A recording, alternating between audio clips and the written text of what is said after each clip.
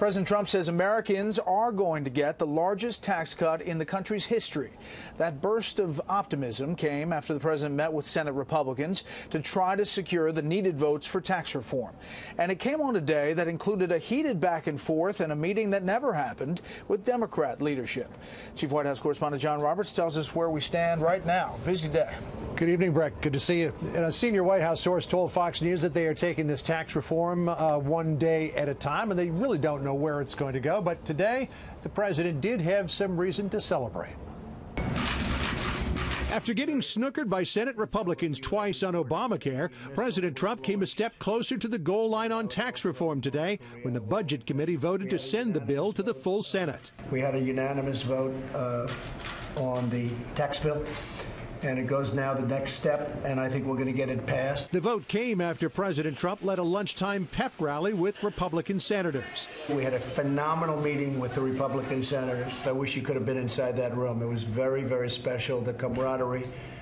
It was somewhat of a love fest. They want to see it happen. But sources say the president was quite frank with Wisconsin Senator Ron Johnson, who had threatened to hold the bill up in committee, telling him to vote yes and work out any differences he had with his colleagues. What the president told me is we need this, this thing passed through committee, and we're going to fix your issue. When the president of the United States tells you he's going to fix your problem, and he asks for your vote, I was more than willing to give it to him in conference here today. Now the bill goes to the full Senate for consideration, with President Trump acknowledging there will be, quote, lots of good adjustments to the bill.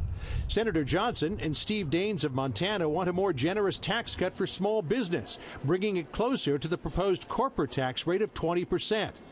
Senators Corker, Flake, and Langford are concerned about tax reform blowing a huge hole in the deficit. They want a trigger to increase taxes if economic growth doesn't offset the cost of tax cuts. On Fox this morning, Corker said he would not let his feud with the president influence his vote. Look, I would never vote against something because of some disagreement I have with an individual, nor would I vote for something solely because I like someone. Whatever form it takes, if a plan is approved by the Senate, it will go to the conference committee to be reconciled with the House plan. Predictions are the committee will give deference to the Senate plan to ensure passage. The final bill would then go back to the House and Senate for approval, and if passed, go to the president's desk. As President Trump met with the Republican leadership and members of his team, there were two conspicuously empty seats.